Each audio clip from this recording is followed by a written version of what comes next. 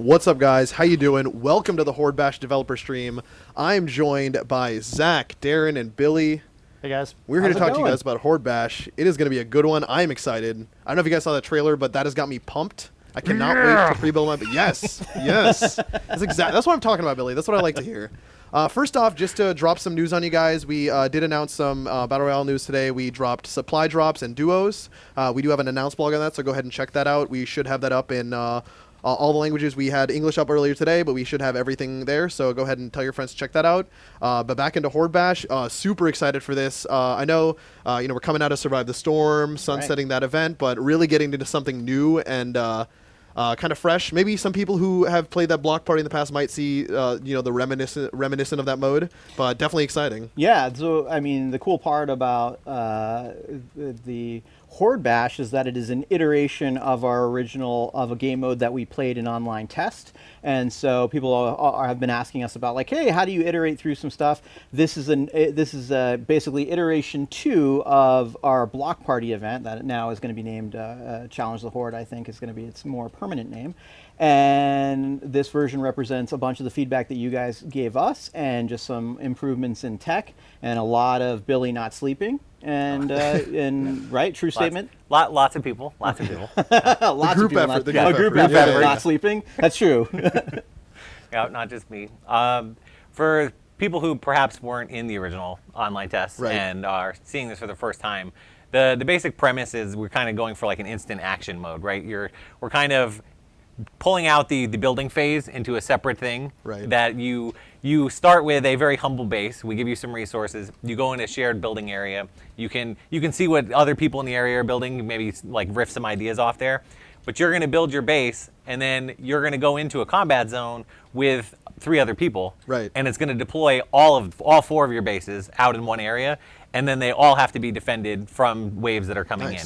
So it's kind of an instant action if you want to, I don't want to have to go harvest a ton of resources right now, right? Right. You're going to pre-build your base, and then you're going to go in, and then there's no resource harvesting really. You just pop in. Because you use a skill tree to determine how many resources you bring into this game mode. So we basically slimmed down the harvesting aspect and instead put it into an advancement tree. And so the amount of resources that you have to build your initial base are based on the skill tree unlocks. Nice. That's cool. And I think we actually have Zach we have Zach over here. Zach's been building his base, getting prepped to challenge the Horde. Mm-hmm. And I think that's one of the cool aspects. You can kind of just like you're kind of preparing your team, your squad for this engagement that's going to happen. And like you can kind of say, hey, what strategy are we going for here? How do we want to pre-build this base? How do we want to approach this? And I think that like kind of after that point, like you get into that quick action. I think that's what's kind of going to set people apart from coming from that Survive the Storm longer form engagement to this more quicker short form Challenge the Horde mode. So Darren, if you want to speak to that a little bit. Yeah, I think one of the things we wanted to experiment with was to give people like a more discrete prep phase so they can build and they can take as much time as you want. And in this social building area, you're actually match made with other people, even if you're not really grouping with them. So you're exposed to everybody's building things and some of the stuff that Billy was already talking about. But then once you have that building done, you just save it, and then you're loaded in the next time you want to do the challenge. You just show up, and then you can basically play on demand. Right now, I think the amount of time that you spend in the waves is pretty decent. I think in the future, not for this build, like we sort of ran out of time, we'll probably make it even slimmer so you can sort of process through Horde waves a bit faster than in this game mode. But this is a good starting place for us, and then we want to get that instant action feeling for this kind of event where like you can go in and just say, hey, I'm going to throw the switch and I want to shoot some guys in the face and go. Yep. And so as Zach was running around and playing, if you saw, there's like the area encompassed in the blue kind of like outline is the area where you're going to be allowed to build in to start. And as you're filling in the skill tree, in addition to the resources, one of the things that you actually gain is the ability to make your base larger, and you can expand that size over and over. So you start with a little teeny square, and you're like, oh, this is my little shack. And then as you get through the skill tree, you can eventually have like a huge castle that you fill in, and other people who might be building may not be as far along in that skill tree, so they can be jealous of your mighty castle, right? Of course. With their little shack. You got to show off. That's at least half of this, right? Yeah, that's right. I mean, you got to show off those sweet building skills and those optimal fort strats. Like I know if you guys haven't yet, Zach actually dropped a forum post last week that we posted on Reddit as well. You should go ahead and check that out. He has some tips and tricks for Horde Bash going into this week. So I definitely go check that out because my man Zach has been in here. He's been getting into the Horde Bash, challenging the Horde, and if you wanna try and get a little bit ahead of the curve off the bat there, I think it might be helpful. You'll be over here with your own castle. Yep.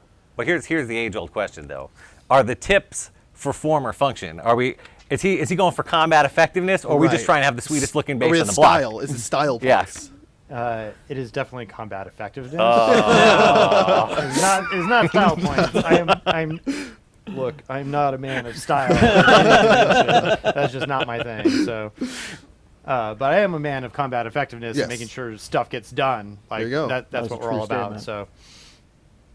All right. So we kind of went through that initial base building phase. So they have their base, and now they're going to be able to hop into that challenge the Horde event. So how long? So with So real quick, I'm going to be running Raider Headhunter. And so this is one of the new characters. For those of you that are looking at some of these things, we are in our public test environment.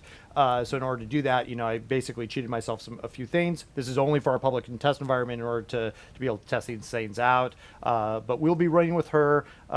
She's got some shotgun capabilities that basically she favors a shotgun. I don't know. Can you talk a little bit about why she's awesome? Well, definitely. So this is a soldier variant that is meant to be a bit closer engager. So she gets she can fight at close range. She has shotgun benefits, and so the sort of normal soldier really works a lot with assault weapons, and this is the one that's more focused around a shotgun thing. So that means closer engagement times, and she's going to, in theory, be able to stay alive in while she's that close. I'm in there. I'm in there. I'm definitely gonna be open up. So, and you can get these heroes through the through those new llamas, correct? Yeah, to get the combination of, as always, we're going to have llama dedicated to the event, and that's the normal way. And also, of course, there's a ton of quests in this event that players can do to earn fixed rewards just by playing through the content. So if you go play it, you can earn it and get choices on the stuff that you guys are looking to get a hold of. Right, for sure.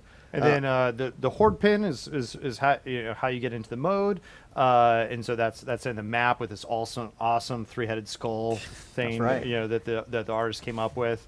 One of the things that you'll see here is I've unlocked all the different zones, but these unlock sequentially. So you start here at power level 5, and you have to complete the challenges, correct, Billy, in order to get all the way all the way through each one.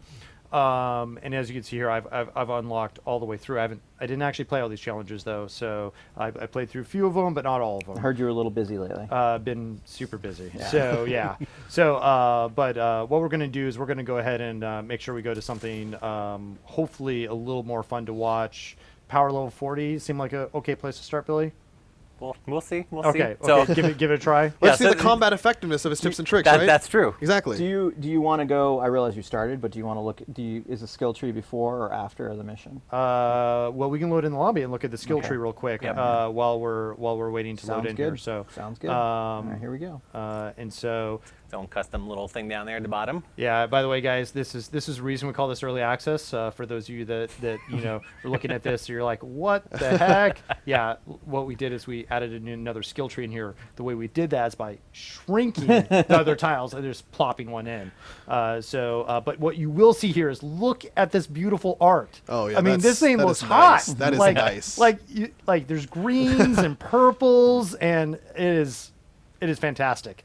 And so on top, like icons have like colors in them now. In fact, we go back to the other. I noticed that we also did that in the other rest of the skill tree as well. I was actually super excited when I saw that. Yeah, we're evolving. Come on. So just at a glance, being able to kind of see what I'm going to get out of the thing is definitely more helpful, because I know it can be kind of daunting. You come in on a skill tree and you're like, all right, where do I go from here? Where am I going to start? We're super truthful when we told people we're in middle of working on this thing, and we're like, hey, it's not as good as thing, but every you'll see, and that's why we always encourage getting out there and talking to us, even in stream today. Make sure you have any questions or things. I'll be running in chat, and the closer and closer we get to the end of this, and getting some of your questions out of there. But if you're curious about things or have areas that you think you can improve, use that. We have that in-game feedback tool. Let us know, because we do make those improvements, because we see things we run those UX tests and see that things aren't working for people, or things aren't reading clearly that we can go in adjust those things if need be. And then the other, I guess I would say the other tip here too is, in generally the way it's split up are the things above, like the split on the top, are more resources and advancements to the building phase. We're like, hey, I'm going to get more things to build, pre-build, because that's where I care about. The stuff at the bottom is more when I'm in the combat zone, I want to favor that instead. So you can kind of pick which one you care more about as you're working through the skill tree. Man, that is actually a good tip and trick. So right there, because I wasn't even I was not paying complete attention when I did mine the first time through. So okay, we're gonna go ahead and launch in because we're down to 2 seconds.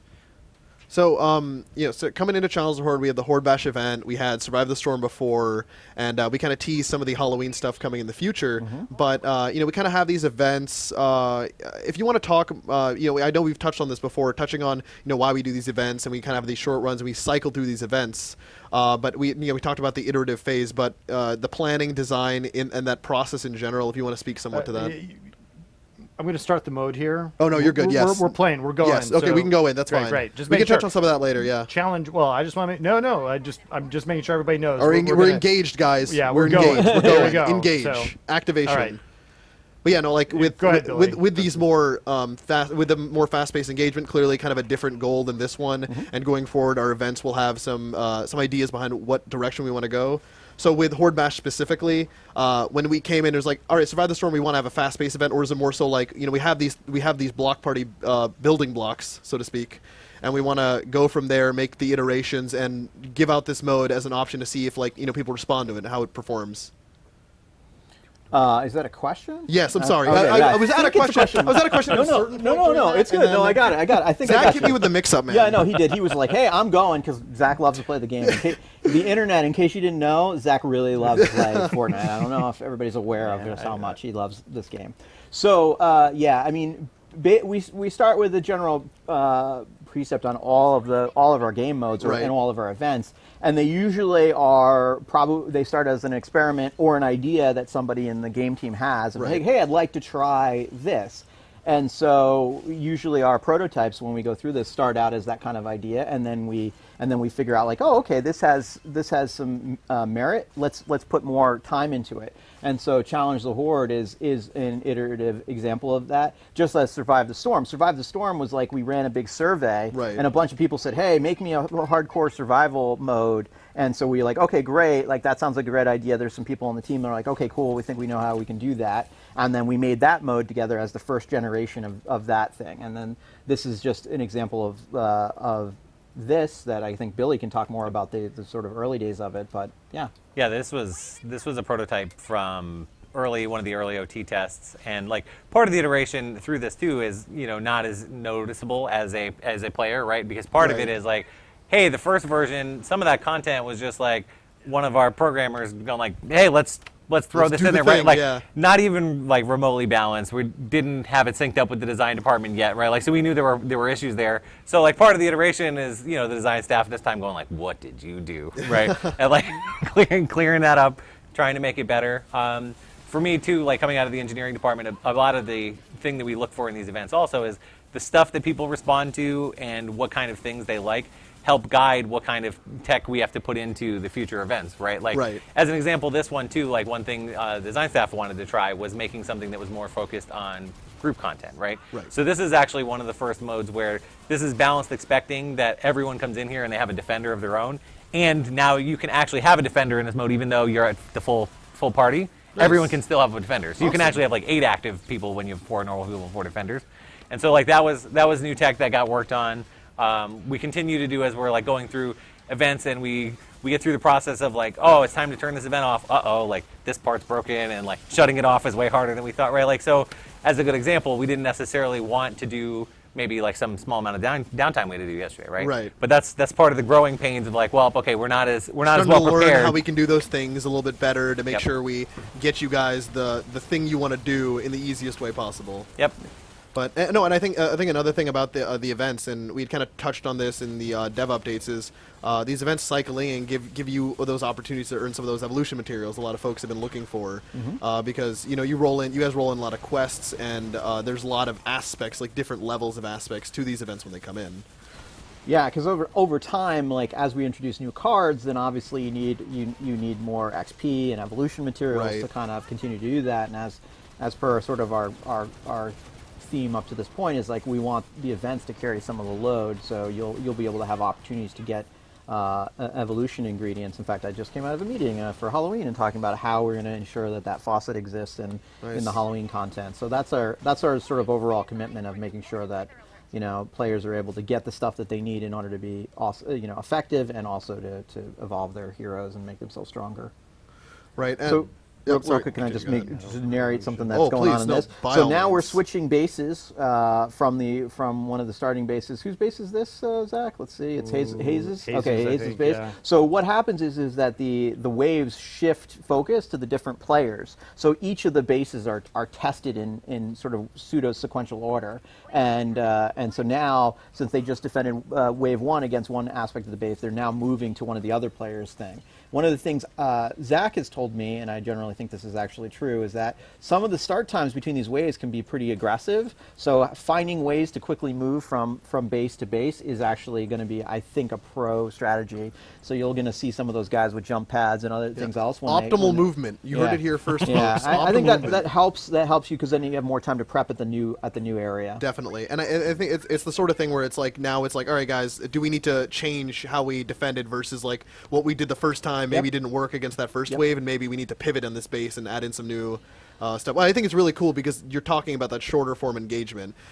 Speaking, kind of taking a step back a little bit to Survive the Storm, a lot of folks had, they had like feedback on that longer engagement. We had said it was a call out to folks who really did enjoy that Fortnite experience. Yeah, there's our hardcore was like, yeah, we want you to offer that. That's why we're like, we'd put the 3 days in there, and then they're like, no, people are like, you need to have 14. need And more we're like, days. all right, we put more days in there to let people opt into that experience. No, so. for sure. And I think with so for example with Horde Bash, since it is more action packed, is this a thing where when you get up in those higher power levels, it really starts getting trying, where you really gotta be certain of everybody in your squad, make sure you guys are all on the same page, make sure those forts are prepped. Yeah, I mean, well, I'll let Billy talk a little bit about that. Talk some of the difficulty scale. Yeah, I was going to say yes in general, because this is one of the first things being balanced as like group kind of centric content. Got it. It is actually a step up probably in difficulty from what people may necessarily be expecting. That's also goes into a little bit of the feedback we got in the last one too. People were like, well, I wish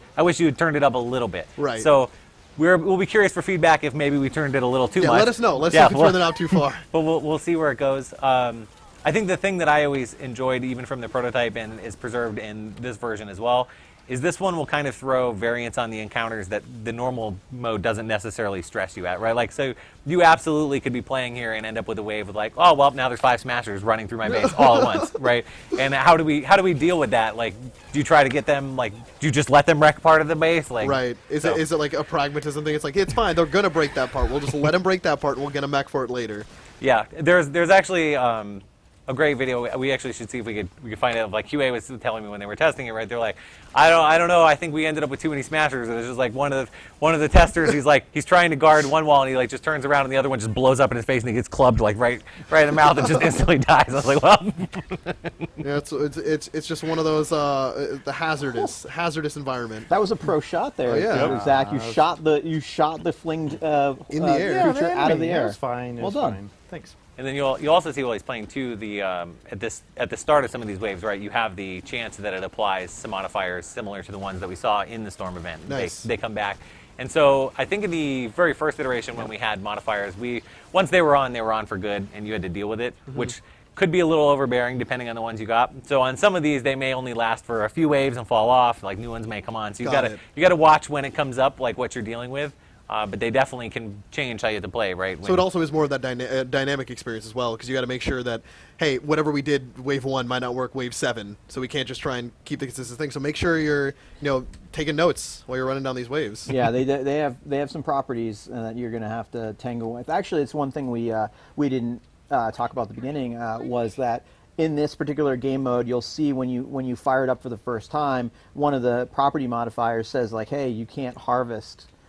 You get no resources from harvesting in this mode. Wow, so it's just cold. Like it is absolutely like one of the modifier properties of the level type.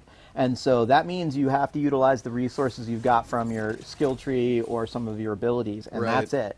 And so it really is about, like, this game mode is not about harvesting and fighting at the same time. It's about, like, the horde, managing the stuff you've got and fighting that horde. So again, like I said, we're experimenting with what that feels like in this type of game mode. So we'll see what the feedback is, and then and go from there. Right, and I think I think the one thing that's really cool about that is this is something that I always key into is when I do see things where I can go into the skill tree and kind of curate how I like to play. It's the thing where if like I'm on the team and I'm like, all right guys, I'm like I don't know if I can like if I'm gonna be like out here with like I got a good like you got a much better gun than me. You're definitely be on the more combat efficiency side, and I might be going for more of like the building side of things. It's cool being able to know that I like have this role and I'm doing this sort of thing in this engagement as a part of this squad, and like we can each have our sort of role in there, and we're not all just doing the same thing, but we all might just have different tasks to do in this based on the dynamic of that event or that specific wave. Yeah, even like playtesting at our desk with like the team that was working on this, I think we saw a lot of that, and some of it's funny too because like we were joking as you run to somebody's base who like is being attacked for the first time, and you're like, you did what? Like why did you build your base this way? And then it's like, okay, somebody who's more like building centric is like, okay, quick, we're gonna repair this part. We're gonna fix this part. You go over there, you cover this corner, it'll be fine. Like, what is this, Billy? Is this what I think it is? Which is just like oh my! You getting bombarded? Yeah, you're in a propane tank. It's pretty wave. awesome. I can say that. Yeah. Oh my gosh! All right. And your metal walls are being corroded as people are touching them. Yeah. That's even more fun. Yeah, you rolled the corrosive. Oh, the true hero eating the propane tank. The true hero. Yep. Someone's got to take it for the team. Yeah, I was gonna say. All right, let's get. So, with the Horde Bash, with Challenge the Horde and the Horde Bash event, we also have we have the new llamas, the Scavenger llamas. Mm-hmm. So you get those by collecting the storm tickets, which you receive from completing these quests, right? Yep. The tickets are earned by playing the mode, and as you progress through, you get more tickets, and then you can cash them out on the llamas. Yep. And so inside those llamas, we have some new goodies for you guys. So Billy or Darren, if either of you want to talk to what we have featured in those llamas. So we have those 4 new heroes, I believe. Like we saw one of them earlier. Well, and we have weapons too. Yeah, We have a huge stack of weapons. So Yes. You don't know how many. Already Well, so I've been There's so admiring the art, but I've not actually had time to go look at their design properties. Oh, yeah, of You course. may want to talk more about that part. So the major thing that you get out of this, as you can see, we have a theme this month, which is this sort of scavenger theme. Despite the fact that this is the type of game mode, the actual art style is about a little bit of that Mad Max, a little bit of the post-future version of these guys, which is why she's got the face paint on and whatnot. But the weapons themselves have properties on them that make them relatively cheap to craft, which means in a gameplay mode when you're like trying to maintain the amount of stuff you have, having cheap weapons is good. The only downside is they're a little weaker in terms of their durability. Right. So they're cheaper to cast, but they're A little more basically fragile. more fragile. Yeah. They're not any less effective. They're just more fragile. Right. And so you have to sort of decide what your thing is. So if you're really good at maintaining that, you can kind of like milk some of those some of those specific weapons. And of course we have like all the really awesome looking hero types that belong with those sets as well. Yeah, but I think we actually had a screenshot of the heroes. I think it was in one of the blocks. Can we pull that up real quick? Yeah, you can take a look. Yeah, so we had the one that we saw earlier, but yeah, no, this is I know you could totally see what you were talking about with like that like we're in the wastelands, like just collecting together. Yep, it's definitely it was like now that we've sort of established, I think we talk a bit about the having worked on the IP for so long, we sort of established what the core of Fortnite was supposed to feel like, and you see that in a lot of the core art that we have. But then the artists, though, have been coming up with these crazy ideas of more things to be like, okay, well, what happens if we did a post-apocalyptic thing? So now that we've sort of launched and we've done that, we get to come out with all these variants of the core characters and sort of show off. And so this is something that has been near and dear to some of the artists' heart about wanting to do sort of this a bit like more post-apocalyptic version, because the world of Fortnite in sort of its core is like the disappearance hasn't actually happened that long ago from from where you sort of follow the story of Ramirez, but we were like, but the awesome ideas of having like these actual post-apocalyptic looking dudes was too great to pass up. So this is the version of that. Are these the resistant husks? Is that what these are?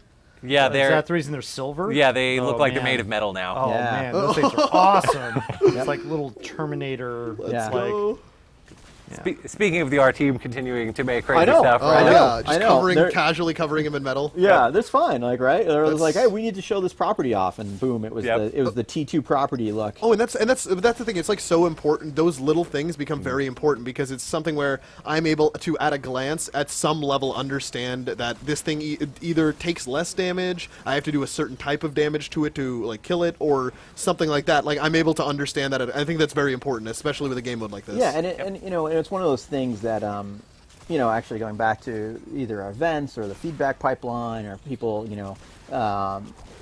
people that played on day one of launch back in July, they were like, well, I wish there were more variants in the system, and Billy has been tirelessly working on trying to add more variants. We always intended to have more monster properties, more stuff, and then obviously, we've got a very awesome art team, and they're like, okay, well, how do I visualize all that stuff? So in a lot of ways, they're just getting to the point where we can sort of catch back up to all the cool gameplay stuff that we wanted to do, and that creates more variants, and that responds to the feedback that people were saying, like, oh, I wish there were more monster types, and we're going to keep adding more monster types, but we also wanted to add more variants and actually see them, because in some ways, some of these properties existed in the game, but we weren't actually showing them off particularly well. So now we're getting to the point where we can show some of that stuff off.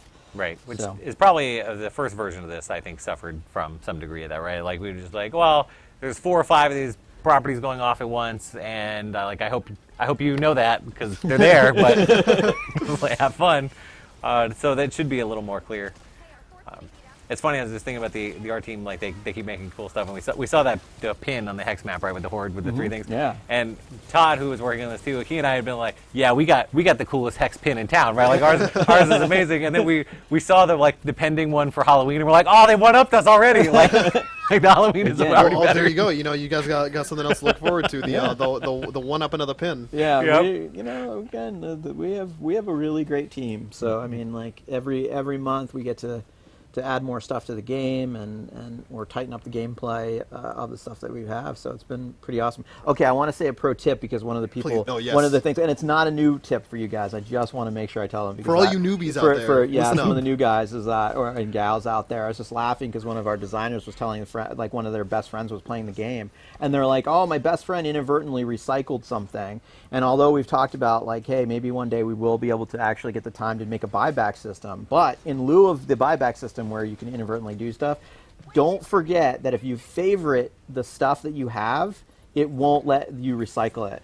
So if you have something really cool, it's worth putting a little favorite on it. Favorite your favorites. It'll save you some heartache later on from inadvertently mulching something up that you didn't intend to. And if you mulch it, then it wasn't actually a favorite because you didn't favorite it. Yeah, I'm not saying 100% that's always the case. Well, make sure you favorite. I'm not sure that. Okay. Make sure you favorite that's the key takeaway. Utilize here. those favorite things. People wonder, it sorts them to the top. You can see them a little more clearly, but also it'll prevent you from inadvertently recycling something that you truly love. The one of the other things I think with coming into Horde Bash, you kind of spoke to how when we launched Fortnite in July, we wanted to kind of have an event rolling out with it, and it's kind of Fortnite's this game that functions really well with these events when they're rolling in and out. Yep. And we kind of had the Light Founders event when we rolled out, and then we rolled into Survive the Storm, and now we're into that challenge. We're into Challenge the Horde. Yep. And, oh man. Oh boy, he just charged through. Yeah, just destroyed that entire thing. But yeah, so like now that we have these events coming in more consistently, we can start to see some of those systems kick in where it's like I want this evolution material, I can come do these quests. Yep. Yeah, it was like, I know we talked about it. I mean, the initial thing is, and I think I probably talk about it every stream because trust me, no one wants it as much as I. Is that the founders, we just got so overwhelmed with launching the first portion of early access, we didn't like the first event wasn't as robust as we wanted it to be with the founders. Although it had a lot of cool stuff in it, the stuff on the pins. Now that you guys have seen the way we're rolling some of these events, you can see like this was more our intent, and we're going to continue to do that. So that's so people can get the good drops and the stuff that they're looking to get a hold of. Within the time frames. And the other thing I want to talk about, actually, some people were tweeting at me asking how long stuff lands. We're gonna probably experiment with a bunch of stuff of like how long an event lasts. Right. I suspect they'll probably range anywhere between 3 and 6 weeks at given intervals, and we're going to be experimenting with everything from some of it's by design, some of it's by calendars. Like we can only run stuff so far because it's like before Halloween is over, so there's fixed points in our thing. So but that's generally the range for the people that were asking, like, hey, and I actually think I answered somebody was tweeting at me earlier today. It's like, oh, is this stuff going to come back? It's absolutely going to come back. I don't always know the interval because we haven't made a plan into like all of like next year. But yeah, we will bring the stuff back and we will iterate on it, and that's what we were sort of focusing on last week. And so I bet you the next time we bring this back, it'll be even more awesome. Yeah, and I mean that's something we talk about like with that feedback is that we can take that into account and understand the areas that maybe we need to improve. Like, oh, the cadence on this wasn't as long as we wanted it to, or it feels like it would have been more complete if we had a little more time on that event itself. Yeah, I mean it's the same thing. Everything that we're working on, here at Epic is an evolutionary step every week. Where you're trying to make all our games better and patches as often as we can, which is reasonable. Not to overwhelm everybody with giant patches, but so that games can continue to grow and become better every time you play them. And so this is just another manifestation of that on Fortnite. So I'm going to use the 4 new heroes as a segue. Okay. We actually had some community questions. We on the last dev update. Zach's still churning through the Horde Bash. So definitely, if you guys are watching this, he's pulling off some clutch shots here. He had been pulling off some clutch shots. So until that jump, until I just said double that, tank. he's pulling off some clutch shots. Man. So. What's going to happen in a double tank? I know yeah, you want to say, but I want to know what the double tank scenario is, Billy. I think I know. I can't shoot them any like. No, you should be able to. I think should be able to. What's going to happen? What's going to happen is I'm going to go back said. to my desk and open a bug report. All right. So that's okay. That's good. That's good to know. I mean, that is part of the iterative stuff too, right? Like there are going to be some rough edges here for sure. Yep. We want to get this kind of stuff out to you guys and let's see where we can improve this. If we're like, all right, this feels good. This game like we've bored our eyes into this and like we have looked at this for a while. Right. And it's the kind of thing where like getting the fresh eyes of the community and really seeing how you guys can take what we've created and really do something awesome with it is we love seeing that every time. Like with Survive the Storm, seeing the ingenuity of the community. That was. Yeah. It was insane. Well, and I think it's a good chance to either reaffirm some things that we're thinking like where we want to go in the future, or like, oh no, we're way off. Like, community actually doesn't like this, or they really love this part that we underestimated. Helps us keep a pulse. Yep. Yeah, and so like even on this, right? This is a iteration from what we had. There are plenty of things that we would have liked to have gotten in that we haven't gotten there yet, and we will see like if the same kind of thing, if we get feedback along the line where what we were thinking or not, and go from there. Seems like they're a little tough. Is that right? Is that where we're going? Yeah. I'm enjoying this, though. How are you going to adapt? That's what I want to know. Adapt. I'm going to shoot them in the face. Adapt and survive. Shoot them in the face. Shoot them in the face. That's our That's our primary objective. So you're going to say about feedback. So to re-segue. Yeah. Zach. While Zach continues to challenge the Horde, is challenging the Horde. I wanted to run through some community questions that had popped up from last week. This is a little more specific. The first one we got is about hero balance. So that's from Reddit user F. I'm just going to read the letters out because this is not. This is a lot of consonants. Okay. So FRVWFR2. And he or she asks, why was Shuriken Master nerfed given the core issues? Was she too problematic, too strong, used too much? And then he kind of asks about, like, we talked about, like, the scaling stuff we have to fix, like, some of the core aspects of the system we want to look at, and, where we're looking at on that timeline-wise. Yeah, so, one of the weird parts was, like, hey, how come, I looked at the thread and I was like, it's very specifically is like, hey, how come some of the stuff wasn't caught? Well, it was interesting because there was a compounding bug in the Shuriken Master where it was allowing the shurikens to hit multiple times for a single target. Oh, I see. And so what was happening is that like it's delivering 1, 2, 3, 4 hits per pass through on some of these big creatures. So it was actually hiding the fact that some of the there was a scaling problem within some of the abilities. So at first it was like, oh, it feels correct because it's doing all this damage, and it was like, okay, so we thought it was okay, but it turns out the reason that was true was because of the bug. So when we fixed the bug, like many things in it, we then discovered I'm like, hey, some of these abilities aren't scaling at the rate that we wanted to. Right. So that's actually what happened there. So we repaired the bug, which was the right thing to do because it was not the design intent that a single star could hit Smasher like 6 times in a row. Right. But as a result, when we started looking at that, we realized that the core ability scaling damage was lower than what we thought. And I actually was just having a conversation this afternoon with some of our designers talking about they think they have another pass. I'm not 100% sure when it's going to drop, but that's on the list, and they definitely have figured out a couple of the core problems with some of our ability scaling. So you'll see that come back up,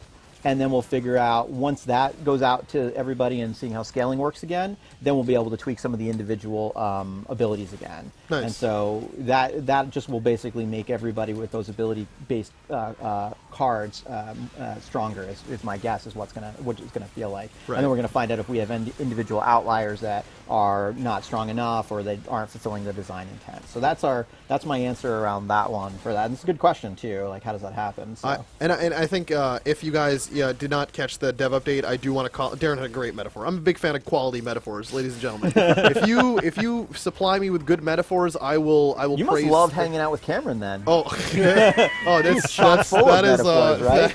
that is a whole nother story. Okay, yeah. Darren kind of talked about the scaling issue and with how it affects a lot of the hero abilities. With it being a tree trunk, we got to make sure that tree trunk is where we want it to be, because it does touch all those other branches, and those branches are those abilities, like the hero abilities. So skill tree metaphor, it all works together. We're getting poetic up in here. Oh no, it's good. No, it's good. No, Yeah. Darren dropped that. And I was just like, Darren, that's great. That's perfect. We gotta use that. Yeah. So yeah, it's. I mean, and that's the sort of thing. Is like it'll happen. You see how the hero's performing, and you may not know, is that performing by design? Is that something we intend? Is that how this should work? And like that iterative process over time of understanding the different ways the Shuriken Master interacts with the stuff, and then noticing like, oh, that definitely doesn't look right. Yeah. So that's good. All right, and continue moving on that forward. Yeah. So next question here we got from user Blue Ruckus. So Tank Penny was my first epic character as a new player, and wanted to like her a lot. However, playing melee feels like a huge disadvantage because of a little bit of a lack of survivability. Why bother dying over as melee when I can pick up a rifle and be successful? A little bit of a polarizing, It's polarizing fine, question, though. but yeah. Well, hey, gamers, we are as gamers. We are blunt human we are beings. filled with opinion. Yeah, so opinion. that's okay. Yep. And actually, it's a good question. One of the interesting things that Fortnite early on made a decision about, whether or not we see where we'll evolve in another year about what that is, was we wanted everybody to feel like they could participate in the core functions of the gameplay. And so what that means is that everybody can build, everybody can shoot, everybody can use melee, and we really wanted a high degree of player choice. Right. Now, the trade-off of that choice, of course, means that it's, in certain cases, depending on your play style or your skill, even you can mitigate some of the balancing, some of the core balance in the game, or worst case, you end up feeling like the game is super samey because everything plays the same. Right. So we try in a lot of ways to use a lot of carrots to enable people to sort of specialize into things rather than detractions. Like a lot of games, like, since we're on a dev stream, I guess I can talk a little bit more in depth, right? Some games just straight out say you can't, if we're talking about an old Dungeons and Dragons game, it's like, oh, well, wizards can't wear armor, and they only use staffs, and like a lot of RPGs utilize those kind of kind of metaphors for gameplay, and it's cool and it works out and it creates some level of balance. But it also restricts the kind of games that they have. And over years, like you'll see RPGs like, oh well, we'll let you pick however you want to go. Right. And so one of the things about Tank Penny or about anything else is like we had this spec originally, some players in the company that were utilizing like double jumping, Uzi wielding ninjas, and we're like, you know what? That's totally okay. That if players want to utilize that, like there's a bunch of specs that allow them to be melee specialists, but we also want to give the people the ability to utilize range damage. So some of Tank Penny's abilities do try to give her some level of survivability, but also the flip side is we don't remove the ability for her to utilize those guns. Right. However, one of the weird parts about, again, that choice is that when you get, how much do we allow to give her survivability against the fact that she can still run around with the guns? And if we just simply crank her survivability, then Tank Penny running around with a shotgun it's even more survivable. So we have to create specs that sort of like have synergy with the melee combat system. And I think one of the stuff you're going to see in this build, not around Tank Penny, but around the ninja, which is sort of the energy thief ninja, it's a way for players to be encouraged to use melee abilities and then restore their energy. So we're going to be playing around with some of those things that sort of, and maybe changing some of the things around Tank Penny will change. But one of the straight upsides that some of the designers will tell you, it's like, well, by the very virtue of the fact that you're consuming ammunition and durability at a greater rate than Tank Penny does in melee, means that you already are at an advantage because your resource consumption are low, and lower than that. So we're sort of like walking between the line of like, well, how much resource reduction effectively does she give you versus straight at effectiveness? And it's something that we'll add to the list and figure out if she's strong enough. But it can't be simply just give her more health because just giving her more health means that shotgun Tank Penny is just automatically better than melee Tank Penny. So we have to create better synergies amongst the class specialization, and that's going to take some time. So that's a really long-winded way of saying we've given a lot of people tons of choice, and there's going to be a bunch of times when players are like optimizing around certain things, and maybe those optimizations are better. Right. But sometimes that's the fun of the game. But eventually, we'll audit any of the stuff that says like, hey, we want Tank Penny to be effective, and then we'll just figure out like, do we think that she is, and if not, then we'll buff her. And I think part of that is also like understanding that when you have these heroes, that the abilities are more gestures and it's more in the realm of how that hero might play, but it's up to you to self-select how you would like to play that hero specifically. Yeah. And you might find some stuff works better for you, now or then, but it's cases like that where we see players, that was a little bit of a buzzer beater there getting there. It was getting close. Take a little stretch there. Hey Billy, did we how did we do the when we have the waves, sort of like kill, the kill waves? Yep. That we have the meter at the top now. Mm-hmm. Does that fill up differently based upon different? It does. So that's a change from last time as well. The bigger enemies are worth more. So it is actually worthwhile to kill them. That's the reason I was wondering specifically, because I was like, I think Smashers are going to be a better, like, I'm pretty sure like this is like just focusing on the husks. Is it the right? It should. The hope is it should be like, it shouldn't be a clear winner in every case. That's the hope. You kind of got to change it up based on the engagement. Well, just that battlefield opportunities should create some noise there, where it's not clearly like I should either shoot small creatures or absolutely large creatures. Never always shoot X or whatever. Exactly. Yeah. Which is a weakness I think we had in the first one, in the right? First like one, for sure. Yeah. You lost some of the fun of the like, how do I deal with there's all these smashers in my face, when you could just kite them all and be like, well, but I killed 10 normal husks, so wave complete. Right. No, so and it's a little bit more of like if that's the thing you want to do, you want to go aggressively kill those 4 smashers to get the points, like that may be a strategic choice. Yep.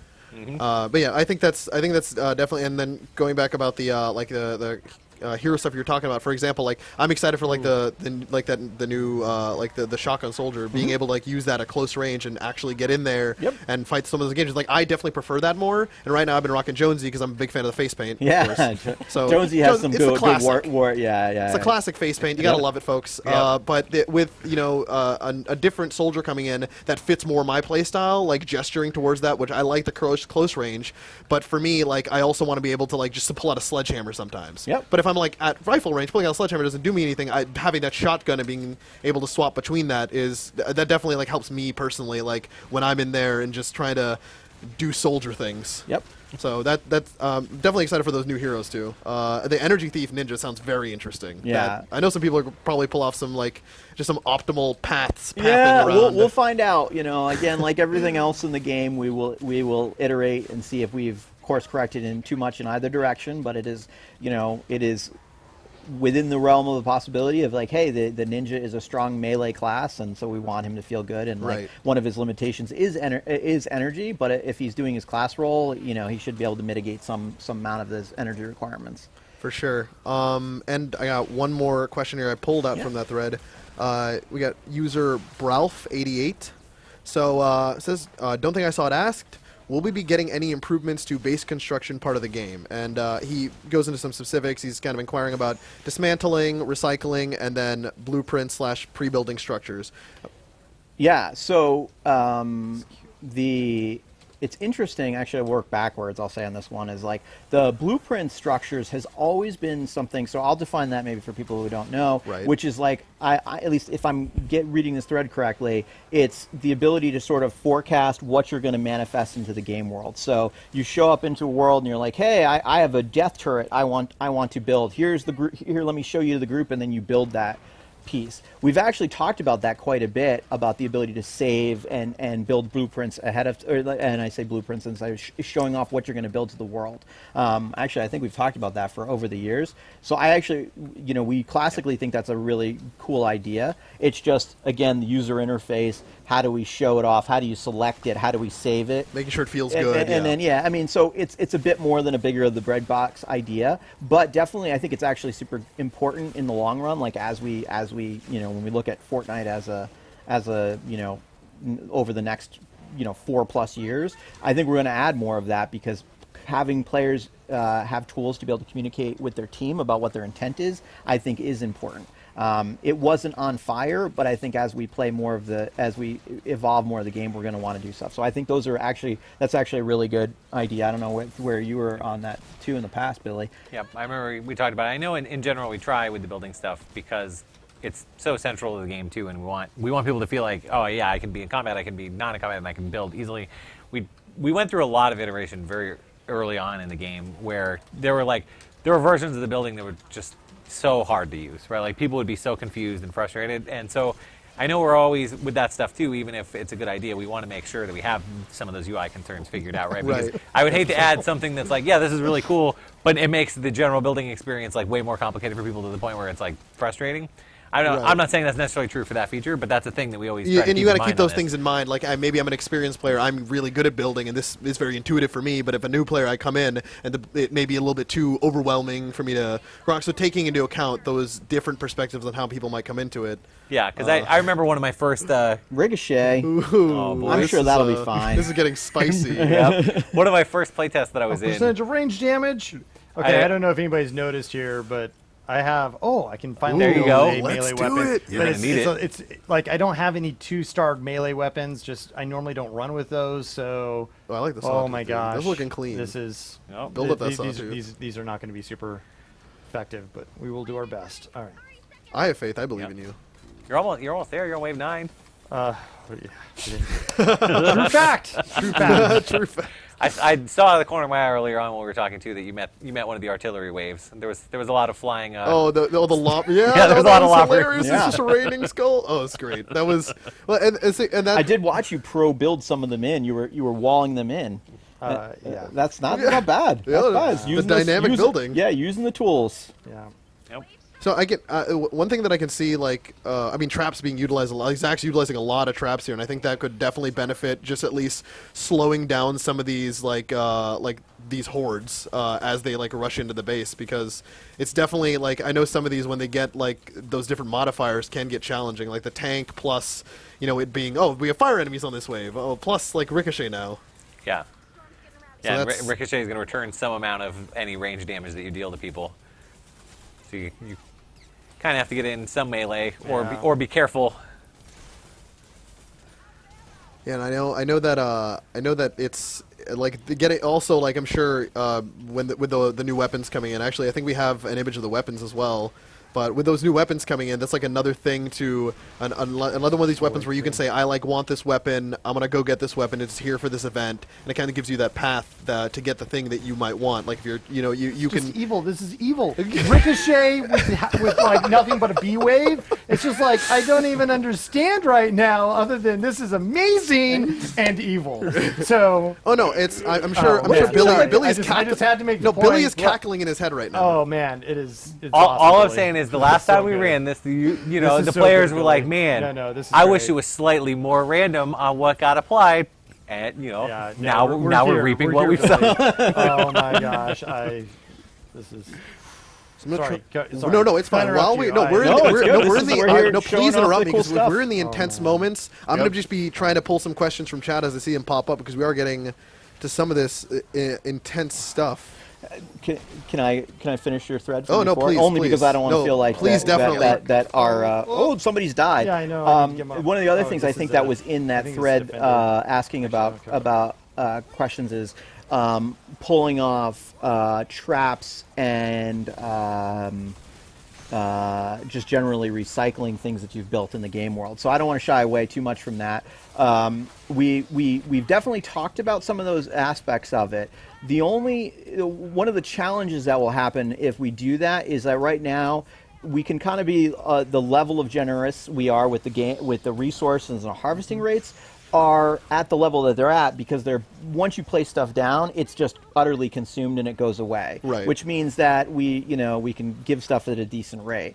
The weird part is if we slow down that curve, then what ends up happening is that assuming that we're in even a vaguely balanced state, then effectively we have to reduce the faucet at the inbound of that. So we're sort of like, although I think it's a good idea when you make mistakes and all the other stuff of like, oh, I just put this down and I didn't mean to do that. Right. Like having some kind of buyback on a bad intent versus, oh, I can reclaim like all the stuff I just built in this last 20 minutes of the gameplay. That's where it gets more tricky. So I don't know where we're going to land in that in the long run. It's definitely on the list, but I suspect we'll probably focus on figuring out what we can do with when you have a missed intent, like oops, I inadvertently put something wrong down, and then reclaiming something like that quickly versus something of like making complete reclamation of the gameplay modes. It's not that we don't want to do it, and there's a lot of positives to it, but there's also like some negatives to doing it. And early on, we definitely talk. I mean, when we talk early on, I mean like years ago, we sort of went through some of these conversations.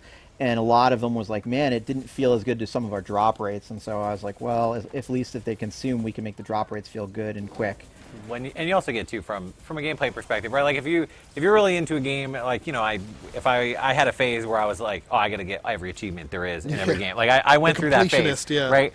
And then you get into like, okay, well that means I'm gonna go collect all of these things in the world, even if I'm not necessarily enjoying it, right? And so like, even if it might be useful or fun, you also have to consider the tax of like, do you want it now to be that the optimal way to play is that you literally have to tear down everything you build all of the time, right? And do that to yourself? Because there are definitely going to be people who are like, yeah, I want to be the best I can do.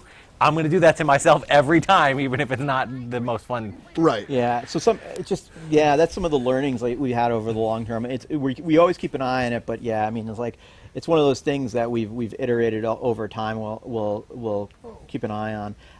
You've been spared of the ricochet on wave 10. Oh yeah, just double tanks. Just again. double tank, yeah. Yeah, that's fine. That's fine. What was there was one? I want to make sure there was one third part to that question. I think it was the first line. So we had the recycling we touched on. Yep.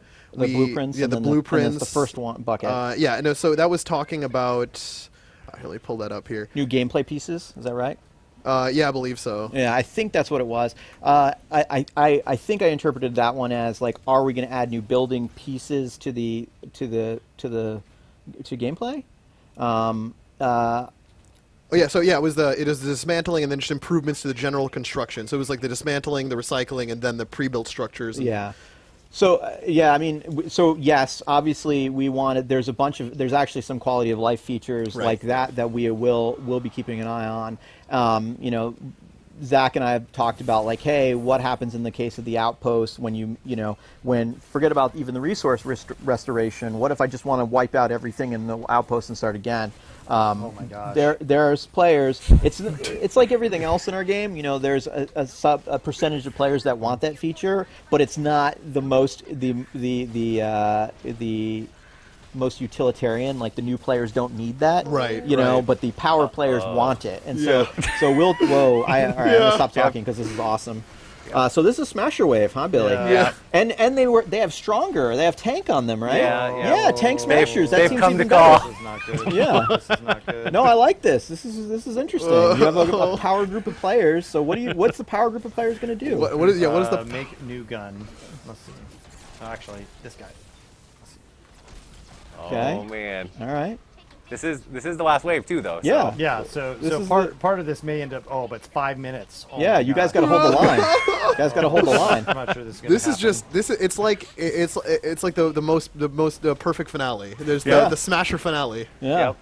And they are this- just doing damage. They to are this. just whacking away at that. No, and that's the other thing. It's just like the quick building aspect of this. Also, like, it's not just the engagements that are quick. It's like you're seeing Zach is having to like build around people like as he's moving down the line. Like, there's a lot of active play involved in this. So if you haven't started like taking notes, prepping strats, definitely start doing that now, because when Horde Bash drops, it's dropping tomorrow. Like, when Horde Bash drops tomorrow, you make sure you got to get in there with your team, and I want to see you out there. Like, if you have a wave you did not expect to see, Yep. tweet that out. Like, show us that. We definitely want to see how you guys are dealing with the the onslaught of smashers. Yeah, because the interesting thing with them too on this wave, right, is that sure, they're like devastating everything around your base, but they're not necessarily a threat to the primary objective, right? Like, they're not going to go end the mode on their own. So you can kind of try to triage, like, okay, yeah, they exposed all this, but now I've got to go focus on these other guys who Dudes that are going to come in flooding and actually finish me off. Yeah. Like And- that guy right yeah, there. that guy trying to sneak in. He snuck in. I think that's where we're at. Yeah, he stuck in. We're at the point of pragmatism. Yeah. Yeah, I think we're there. That's the combat If efficiency. we can actually, and to some extent, it's like, Oh yeah, I got to use the tools. Yep, this is Got gonna to be use close. the tools.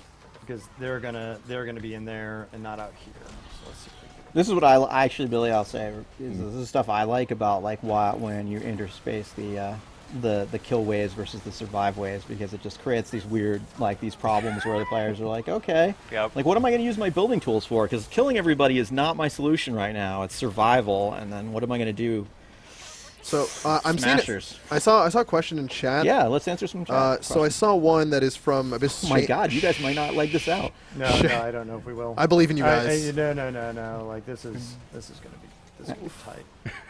The Shane had asked about I'm limited in some resources, but I only have one weapon or trap that is 4-star, and I know we had touched on this Nope, that was it. touched on some of the stuff in the no, past. No, with- no, wait. Oh God, hold on. You got a rocket launcher, though. We got. Oh. We got 2 minutes. We're gonna lose this.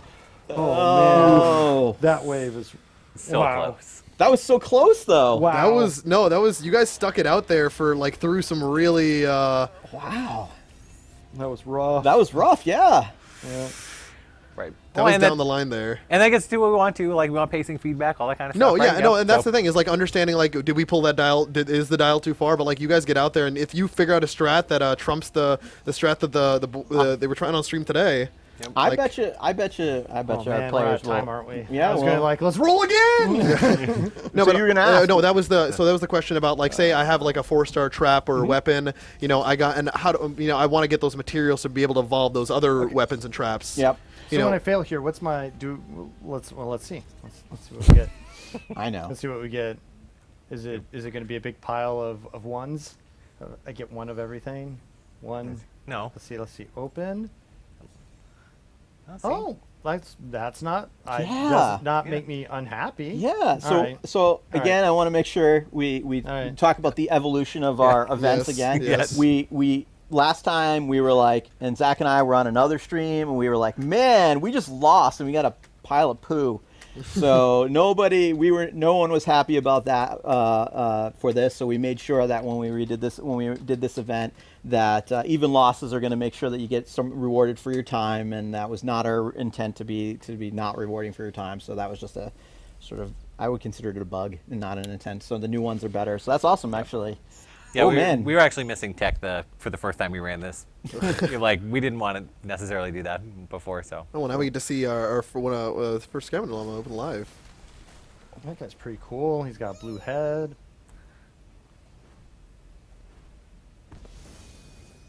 What do we got here? What do we have the choice of here? Yeah. Rare soldier or rare ninja. Shock trooper. All right, here we another go. Oh, what are we talking about? Oh man, double barrel. You got the shotgun double for barrel. sure. Yeah, I knew you were going to go that way. All right, epic double barrel, not bad. Controller Harper. Nice. Yeah. Sweet. That's It's controller Harper. That's no, that's right. new- That's not a. So, just wrapping up on the those materials, trying to get the materials to evolve that stuff. Events like this will help with that sort of thing, correct? Yeah, events will help. I think we've got a new quest. Hey, Zach, before you go too far into that, we have the new quests are in here. Is that true?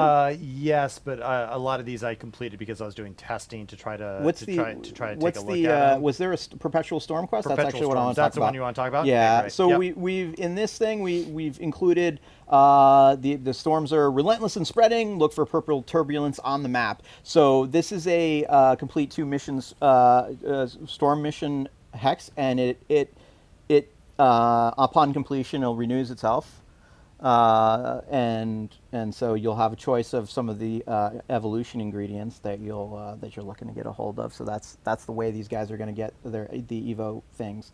So we want to continue to make sure that faucet for the players and the things that Right. you guys want exist in the game. See, and you can kind of like self-select, like I need this specific evolution material, or I'm hunting Yep. one specific Yep. path. You can go ahead and do that for yourself. You can And pick, and that's. So does that mean there's storms in this That's map right. someplace, So right? yeah, and yeah, Oh, storms yeah, should look, here we continue. go. So I don't know if we talked about this overall, but storms continue again back to the beginning of the game. We always intended for storms to be part of Fortnite. Right.